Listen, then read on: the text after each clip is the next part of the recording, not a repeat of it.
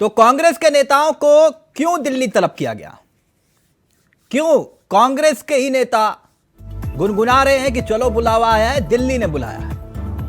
उत्तराखंड कांग्रेस के भीतर एक अजीब सा घमासान चल रहा है। कुछ लोग कहते हैं शीत युद्ध है, कोल्ड वॉर, इसलिए दिल्ली में इसे शांत करने का प्रयास हो रहा है। सवाल यह कि नेताओं के जो दिल के दर्द का जिक्र किया जाता है, क्या दिल्ली में उसका इलाज हो पाएगा? कांग्रेस के नेता दिल्ली में क्या अपने मन की बात कर पाएंगे आला कमान के सामने? उत्तराखंड के कांग्रेस के विधायक दिल्ली तलब, दिग्गज दिल्ली तलब। आखिरकार क्या वाकई में जो मुहिम प्रभारी हटाओ की छेड़ी गई थी, उसको लेकर अब बीजेपी भी कटाक्ष कर रही है? पहले रिपोर्ट देखिए और फिर सीधा रुख करेंगे अपने मेहमानों की तरफ।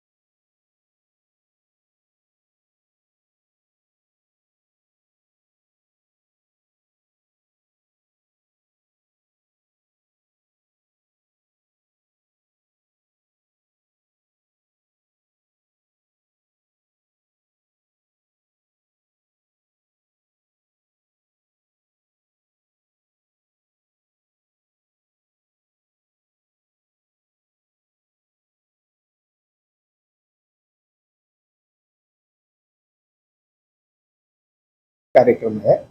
विभिन्न राज्यों के प्रमुख नेताओं से मुलाकात हो रही है, राष्ट्रीय अध्यक्ष जी मुलाकात कर रहे हैं। उसी सिलसिले में आज उत्तराखंड के नेताओं को भी दिल्ली बुलाया गया और माननीय अध्यक्ष जी ने उनको आगामी लोकसभा चुनाव और राज्य के राजनीतिक हालात और बागेश्वर उपचुनाव, नगर निकाय चुनाव, महंगाई, बेरोजगारी, तमाम मुद्दों पर चर्चा हुई है और प्रदेश के नेताओं को भाजपा सरकार के खिलाफ, भाजपा की फांसीवादी नीतियों के खिलाफ संघर्ष करने के लिए दिशा निर्देश दिए गए हैं। उत्तराखंड में विपक्ष सत्ता पक्ष के सामने भले ही संख्या बल में कम नजर आता है, लेकिन अनुभव और जनहित के मुद्दों को लेकर सत्ता पक्ष के सामने विपक्ष की आक्रामकता हमेशा ही बीजेपी सरकार के लिए चुनौती बनी। ऐसे में विपक्ष के नेताओं को एक साथ पार्टी हाईकमान का दिल्ली से फरमान आना, उन्हें तलब किए जाने पर जो कयासबाजी चल रही है, जैसी खबर सियासी फिजाओं में तैरी, वैसे ही बीजेपी ने चुटकी लेने में देर न लगाई। कांग्रेस में जिस प्रकार से जो शरद पुरवल चल रही है और प्रदेश में हमारा प्रदेश आपदाग्रस्त प्रदेश हो रखा है, लेकिन कांग्रेस को उत्तराखंड के जनता से, उत्तराखंड के प्रदेश के दुख सुख से कोई लेना देना नहीं है। उनको अपनी राजनीतिक आपदा जो उन पे आई है उसको सुलझाने के लिए दिल्ली में मेगा बैठक उनकी हो रही है और इसी प्रकार से प्रदेश में भी उनका कोई भी कांग्रेस का कार्यकर्ता या नेता किसी प्रकार से आपदा से ग्रसित लोगों की सेवा में कहीं दिखाई नहीं दे रहा है। कांग्रेस भले ही इसे रूटीन बैठक बता रही हो, लेकिन आपदा की इस घड़ी में नेताओं का दिल्ली जाना कोई बड़ा संकेत दे रहा है। सवाल ये कि आखिर कांग्रेस के भीतर इस आपदा से निपटने के लिए पार्टी नेता दिल्ली में जमा हुए हैं। देहरादून से अभय कैथुरा की रिपोर्ट, इंडिया वॉइस के लिए।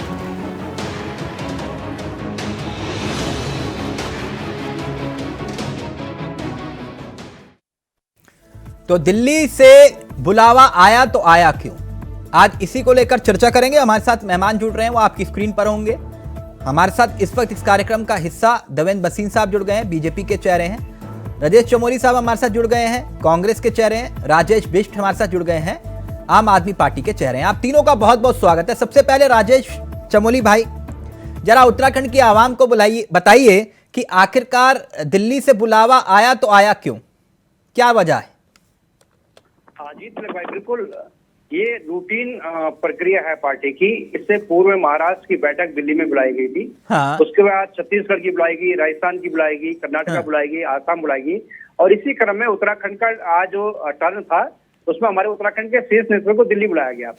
अब जो दिल्ली बुलाया गया उसके बहुत सारे कारण थे। हाँ। पहले कारण ये था कि उत्तराखंड में जिस प्रकार इन 1-1.5 साल में राज्य में भ्रष्टाचार बढ़ा है, नौकरियों बेचने का काम जो भारतीय जनता पार्टी के नेता कर रहे थे, अच्छा। उस पर दिल्ली में चर्चा हुई कि किस प्रकार से आगे का रोड मैप लोकसभा के चुनाव में और जो हमारे नगर निगम के, नगर निकाय के, नगर पंचायतों के चुनाव उसमें किस प्रकार बीजेपी की पोल खोल की मतलब जो राज्य में जो भ्रष्टाचार फैला है उसको जनता तक कैसे पहुंचा जाए।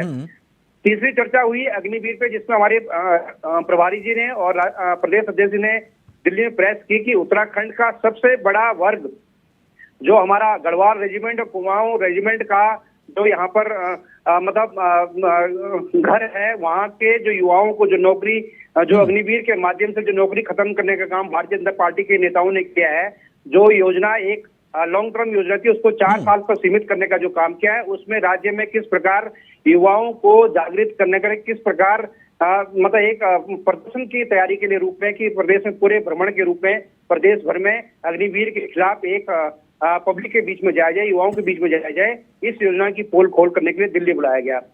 इसलिए बुलाया गया है कि अंकिता भंडारी हत्याकांड में भारतीय जनता पार्टी के नेता आज से 10 महीने हो गए हैं, उस बेटी को आज तक न्याय दिलाने में असमर्थ रहे हैं। राजेश भाई, हो गया? जी सर, हो गया ना।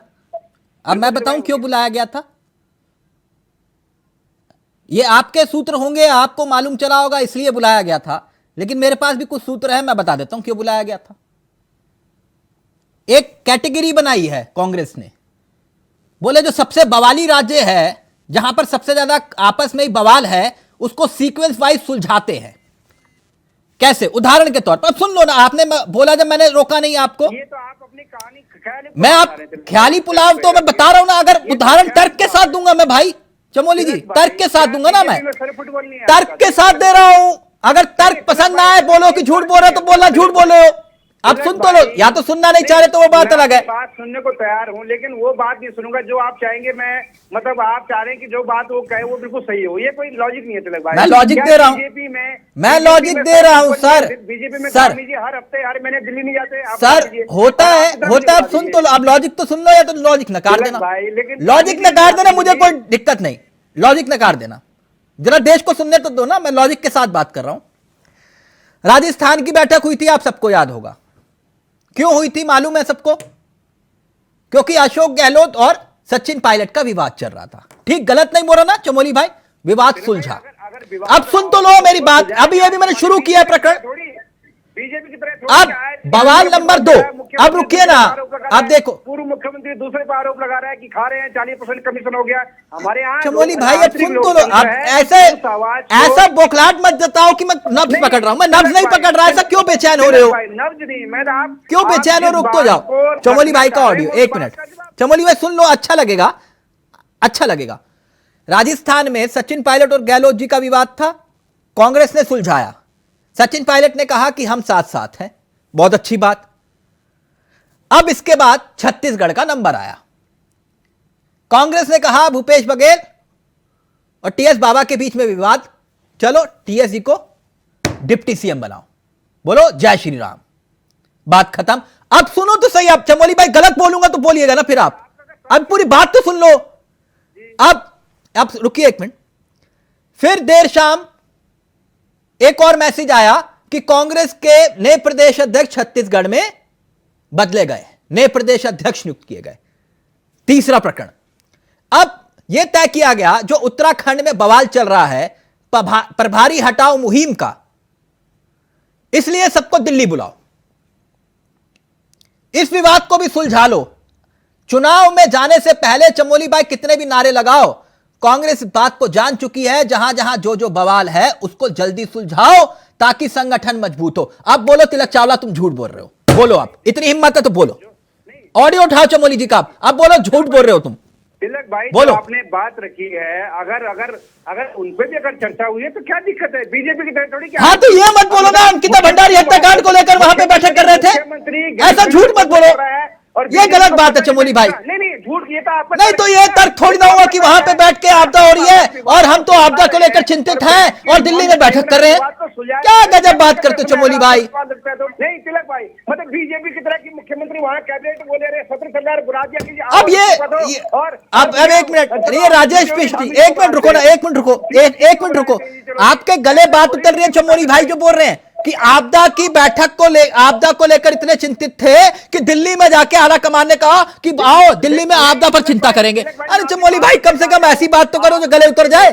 आपदा के टाइम पे हमारे प्रदेश अध्यक्ष बोले अंकिता भंडारी हत्याकांड पर चिंता करने के लिए हमारे आला कमान ने हमें बुलाया था। एक मिनट ऑडियो नीचे आप चमोली जी का। चमोली जी अपना मजाक क्यों बनवा रहे हो?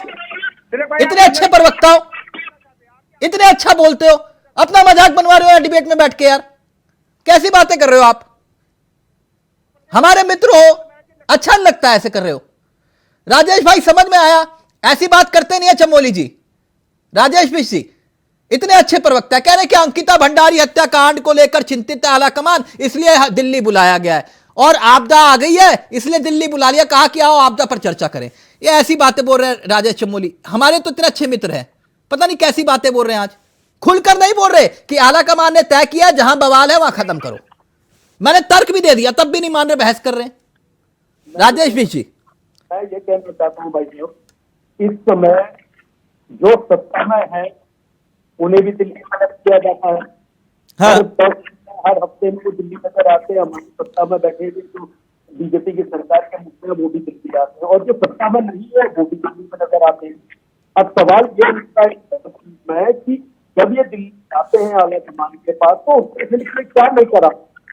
इस समय जो हमारा उत्तराखंड है, चाहे हम आपदा की बात करें, अभी इस समय हरिद्वार आपके ऑडियो में दिक्कत आ रही है राजेश जी, आवाज नहीं आ रही। आपके ऑडियो में दिक्कत आ रही है, प्लीज कनेक्ट करिएगा। देवेंद्र बसीन साहब, ये जो मसला है दिल्ली, तो सर आप लोगों को भी दिल्ली बुलाया जाता है ना जी। 5 मिनट में हेलीकॉप्टर तैयार है, तुरंत चलिए दिल्ली तलब किया गया है। तो आपके यहां भी तो होता है सर, उनके यहां होता है तो क्या हुआ? आप इतना बवाले जान क्यों? देखिए, पहले तो मैं राजेश जी से अनुरोध करूंगा, मेरे बोलते समय बीच में नहीं बोलेंगे ऐसा मुझे उम्मीद है। देखिए, पहली बात तो है कि कांग्रेस का अंदरूनी मामला है, मुझे ज्यादा इससे बोलना नहीं है। लेकिन सच्चाई ये है राजनीतिक तौर पर कि कांग्रेस की स्थिति पूरे देश में बहुत खराब है और जिस प्रकार से प्रदेशों में आंतरिक झगड़े चल रहे हैं उससे स्थितियां और बिगड़ गई हैं।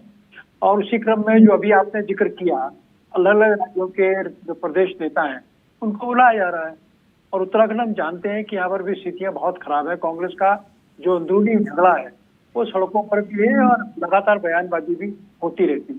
तो अब जो है उत्तराखंड के ऊपर आया, अंदर क्या कहा गया क्या नहीं कहा गया ये तो अधिकृत के प्रवक्ता दिल्ली के बता सकते हैं। लेकिन मैं एक बात जरूर आपदा के बारे में जो कह रहे थे राजेश जी, उसको टिप्पणी करना चाहूंगा। आपदा के बारे में अगर गंभीर होते तो कल मंगलवार बीता, अभी जब और कल इन्होंने पूरे देश उत्तराखंड समेत जहाँ पर भी आपदा फ्री न रही, राहुल गांधी के बचाव में धरना दिया। अब देश का अधिकांश भाग बाढ़ से ग्रस्त है। ये विपक्षी दल 17-18 तारीख को बेंगलुरु में बैठक करने जा रहे, टिकल राजनीति कर रहे हैं। आपदा में ना इनकी पहले कोई भूमिका थी, ना आज है और ना ही गिरता है। बसीन साहब, ये है कि जो राजनीतिक तौर पर इनकी संवेदनाएं जनता के साथ होनी चाहिए थी वो बिल्कुल ठीक। राजेश चमोली जी प्लीज जल्दी से, फिर बेची जुड़ गए हमारे साथ जी। तो मेरा कहना है आप वो बात कर रहे हैं, देखिए आप देखिए कल देश भर के स्वास्थ्य मंत्री उत्तराखंड यहाँ पे आ रहे हैं, कल बैठक की जा रही है। क्या आपदा के लिए चर्चा करने आ रहे हैं? आप बता दीजिए। हमारे पार्टी के अध्यक्ष माननीय कर्नल मेहरा जी और तमाम विधायक हरिद्वार लक्सर में जहाँ पर आपदा थी, जनता के बीच, पानी के बीच जहाँ भरा हुआ था वहाँ लोगों के बीच में थे। आपके मुख्यमंत्री जी यहाँ देहरादून की क्लेमेंट टाउन में खड़े होकर फोटो खिंचा के सेशन कर रहे हैं और आप कह रहे हैं आपके नेता के आपदा की चर्चा करते। उत्तराखंड की हर आपदा पे हमने चर्चा की। आपके उत्तराखंड के नेताओं ने नौकरियां बेचने का जो काम कर रहा है, उस उत्तराखंड में नौकरियां बेच कर जो आपदा खड़ी करी है उस पर हम चर्चा करने गए दिल्ली। हम उस पर चर्चा करें कि आपके नेता ने उत्तराखंड के बेटी की अस्मिता का लूटने का प्रयास किया, उस पर चर्चा करने गए हम दिल्ली अगर गए हैं तो।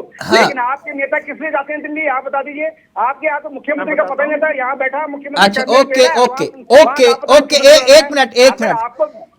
एक मिनट। राजेश बिस्सी जुड़ गए हम। राजेश बिस्सी, अब आ रही है मेरी आवाज आपको?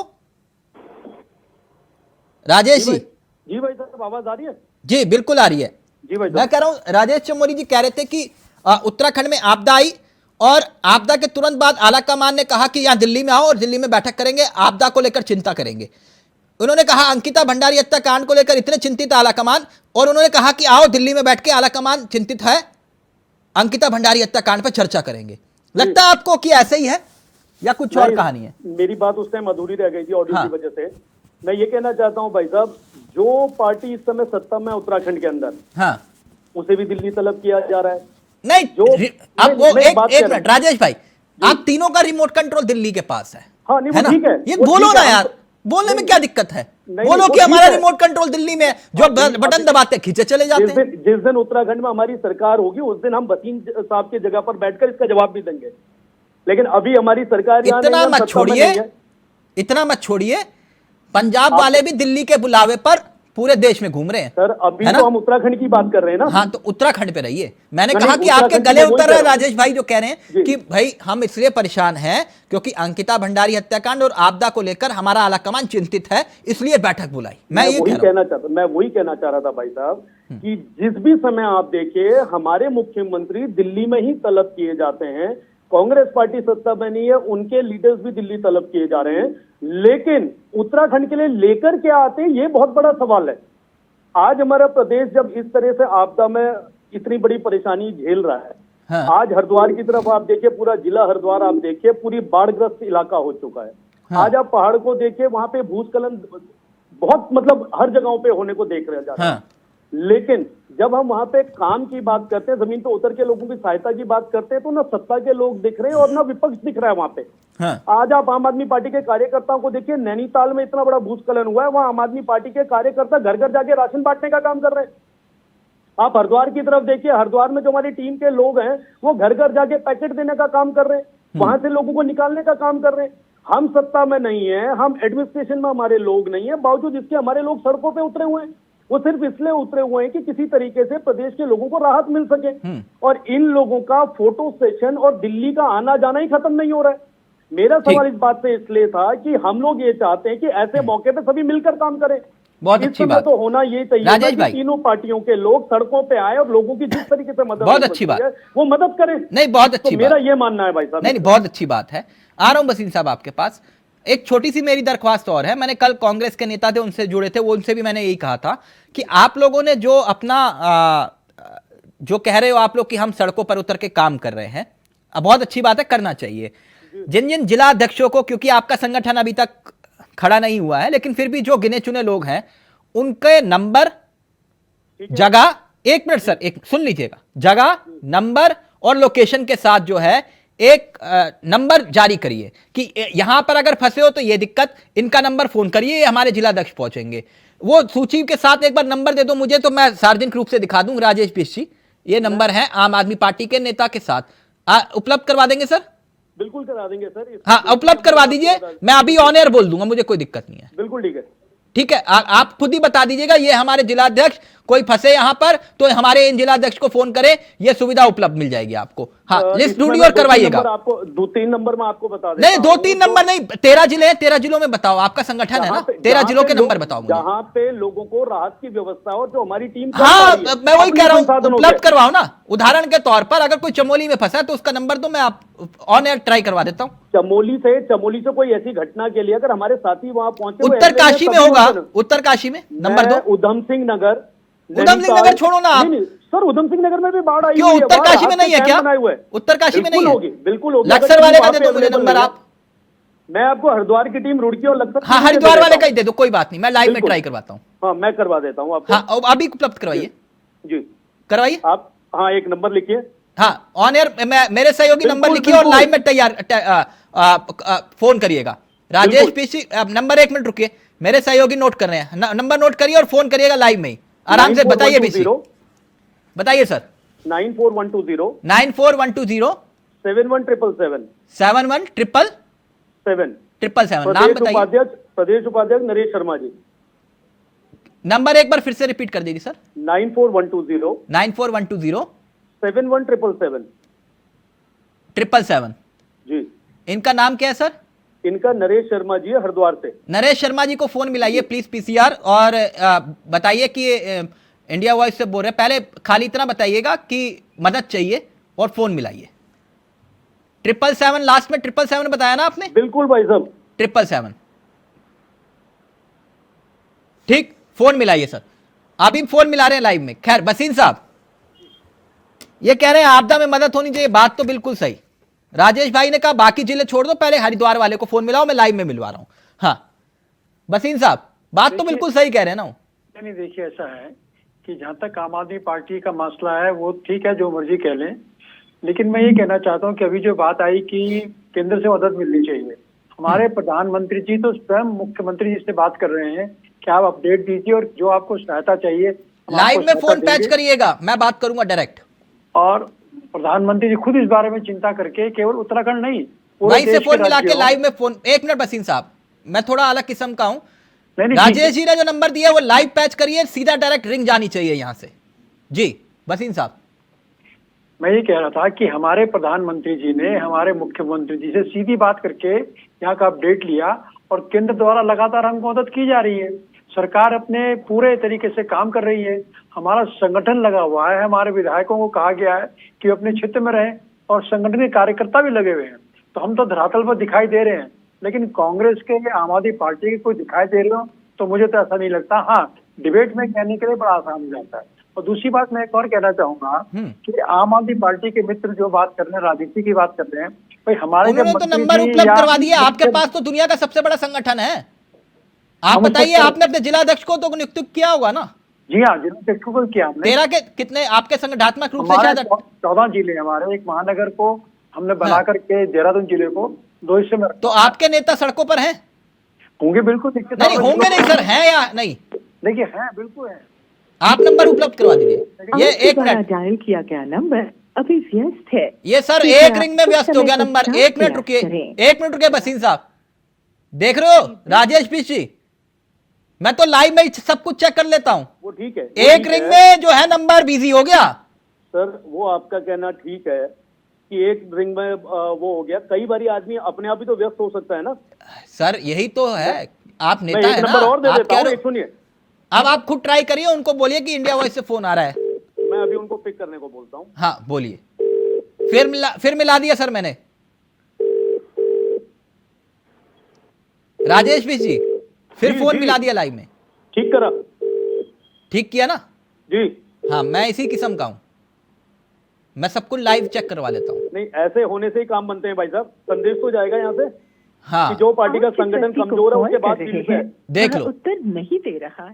इसलिए राजेश भाई के जो नेता है ना, कांग्रेस के नेता, वो मुझे जानते हैं, इसलिए नंबर नहीं देते हैं वो। कॉल को उनको मालूम है लाइव चेक कर लेगा, इसकी आदत है लाइव में चेक करने की। ये लाइव में चेक कर लेगा, इसलिए चमोली भाई के जितने भी नेता हैं वो कहते हैं इसको नंबर मत उपलब्ध करवा देना। राजेश भाई, राजेश जी कुछ है इसी तरह। कल आपके नेता नहीं उपलब्ध करवा रहे थे, कह रहे कि हम बता देंगे तिलक भाई नंबर लिस्ट जारी होगी। खैर मैं सब जानता हूं, मुझे मालूम है। एक मिनट राजेश चमोली जी, मैं एक बात जानना चाहता हूं। ठीक, thank you so much PCR. मैं एक बात जानना चाह रहा हूं राजेश भाई, आप लोगों ने भी जिला अध्यक्षों की सूची, नहीं नंबर मांगूंगा, मेरे को मालूम है नंबर उपलब्ध ही नहीं करवाओगे आप, मांगूंगा भी नहीं आपसे। मैं एक बात, अब सुन लो, सवाल तो सुन लो, छोड़ो ना आप लोग दिल्ली में चिंतित हो, इतने गंभीर हो, है ना, दिल्ली में आके चर्चा कर रहे हो आपदा को लेकर। हम एक बात जानना चाह रहा था, ये जो एक लॉबी थी जो प्रभारी हटाओ, खुलकर बोल रहे थे आपके नेता कि इस प्रभारी को हटाओ, ये बर्दाश्त नहीं है, और एक थे जो कह रहे थे कि नहीं प्रभारी नहीं हटना चाहिए। आप कौन से वाले में हो, प्रभारी हटेंगे या नहीं हटेंगे? तिलक भाई देखिए, चाहे यहाँ पे बसिन जी बैठे हो, चाहे राजेश जी बैठे हो, चाहे मैं हूँ, हाँ, हर पार्टी में हाईकमान तय करता है कि क्या होना है, ठीक है। और मैं पार्टी का प्रवक्ता हूँ, पार्टी का एक छोटा सा कार्यकर्ता हूँ। मेरा कार्य है कि मैं पार्टी की पक्ष को, पार्टी की बात को चैनल पर रखूं, मैं वो काम कर रहा हूँ। लेकिन ये चीजें हाईकमान के आत्महत्या, किसको बनाना है, किसको हाईकमान के, चाहे अरे ये प्रभारी को लेकर तो कोई विषय को चर्चा नहीं हुई होगी ना। अब आप बार बार अगर ये सवाल पूछ रहे हैं तो हाईकमान ने उत्तराखंड वालों को थोड़ी पूछा कि त्रिवेंद्र रावत जी को मुख्यमंत्री बनाना है या तीरथ सिंह को बनाना है, या मैं प्रभारी की बात कर रहा हूँ। आप ही के नेता प्रभारी को हटाने की मांग कर रहे थे या बसीर साहब कर रहे थे? यहाँ तो बीजेपी के नेता धामी जी को हटाने की बात कर रहे हैं। राजेश भाई नाम तो लो, बताओ कौन हटाने की मांग कर रहा है, मैं भी तो जानूं। तिलक भाई ये बात सुनिए, नाम लो। बसीर साहब कोई है क्या? बसीर साहब का ऑडियो। त्रिवेंद्र रावत जी को जब हटाया गया, ये अपनी बात को टालने के लिए हमारा जिक्र कर रहे हैं, लेकिन हमारा किसी प्रकार से कोई परिवर्तन की बात नहीं है। सभी लोग हामी जी के साथ खड़े हैं। अब क्या चमोली जो मर्जी बोलते हैं, कृपया कर गलत बयानी मत करिए, अपनी बात रखिए आप चमोली जी। क्यों त्रिवेंद्र रावत जी को हटा दीजिए, बता दीजिए। अरे वो तय मुख्यमंत्री ने कहा हमने 7 लाख युवाओं को रोजगार दिया। संगठन का निर्णय है और संगठन निर्णय को हमने स्वीकार किया, इसमें क्या बात है। हमारा तो निर्णय अगर होता है राजेश भाई सुनो मेरी बात, 1 मिनट राजेश भाई, एक मिनट, बहुत गुस्से में आज राजेश, 1 मिनट, राजेश चमोली जी बहुत गुस्से में है। राजेश भाई, इतना मानो या ना मानो, आपने जिस सवाल को गोल किया ना जिस तरह से, इतना मानो या ना मानो, मैं बता रहा हूं, आंखों देखी बता रहा हूं, आंखों देखी। जब एक बिना विधानसभा के विधायक चुने हुए विजय बोगड़ा जी को बतौर सांसद मुख्यमंत्री बनाया गया था, तब दिल्ली में किसी ने धरना दिया था और उनके साथ 16 विधायक खड़े थे और उनमें से एक विधायक ने खड़े होकर कहा था कि तिलक चावला गिन लो, 16 हैं उंगलियों पे। मुझे गिनवाए थे, बोले ये 16 विधायक है, गिनो 1 2 3 4 5 6, बोले 16 है, 16। समझ रहे हो मेरी बात राजेश चमोली भाई? हाँ, तो इसलिए ये मत बताओ मुझे, सबको मालूम है कि विरोध कहां। अगर आप कह रहे हो प्रभारी रहेंगे तो अच्छी बात है, मैं अनाउंस कर देता हूं। राजेश चमोली जी कह रहे हैं कि प्रभारी किसी कीमत पे भी नहीं हटेंगे, प्रभारी थे, हैं और रहेंगे। ठीक, आपको आदत है, आपने सिर्फ कांग्रेस से सवाल पूछ रहे हैं, BJP. Thank you Rajesh Mishra ji, जरा फोन कर लीजिएगा हरिद्वार वाले जी को, उनको कहिएगा कि हाँ मदद करें थोड़ी। थैंक यू सो मच, बहुत बहुत शुक्रिया आप सभी का, बसिन जी आपका भी, राजेश चमोली जी, राजेश मिश्र जी, आप तीनों का बहुत बहुत शुक्रिया। तो दिल्ली से क्यों बुलाया आप समझ रहे होंगे, मसला कुछ और है। घमासान शांत हो, इसकी कोशिश आला कमान कर रहा है। नमस्कार, जय हिंद, जय भारत, जय उत्तराखंड।